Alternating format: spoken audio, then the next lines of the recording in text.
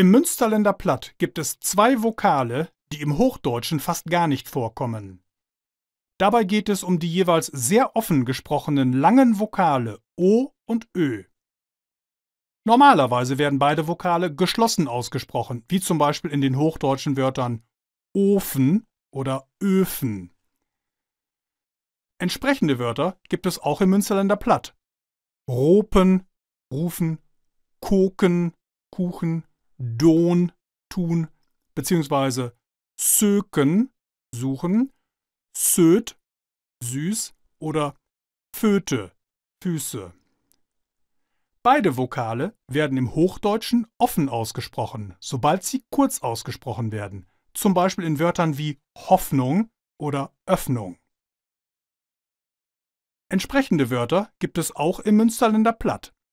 Schoppe, Scheune, Pott, Topf, Wochten, Warten, bzw. Schöpken, kleine Scheune, Pötte, Töpfe oder Mönste, Münster. Im Münsterländer Platt gibt es darüber hinaus das lang gesprochene offene O und Ö. Diese beiden Vokale sind sehr häufig und prägen das Klangbild entscheidend mit.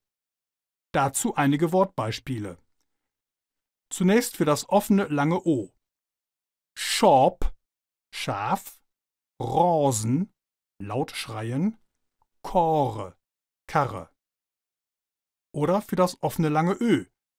Schöpken, Schäfchen, Mörtig, mäßig, Körken, kleine Karre.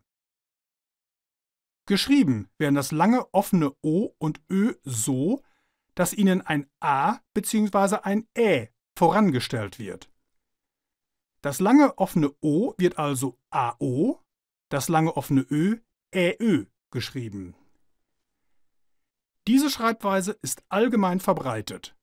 Gelegentlich sieht man auch, dass das A bzw. Ä nachgestellt wird. Die vorangestellten Vokale A und Ä werden nicht ausgesprochen.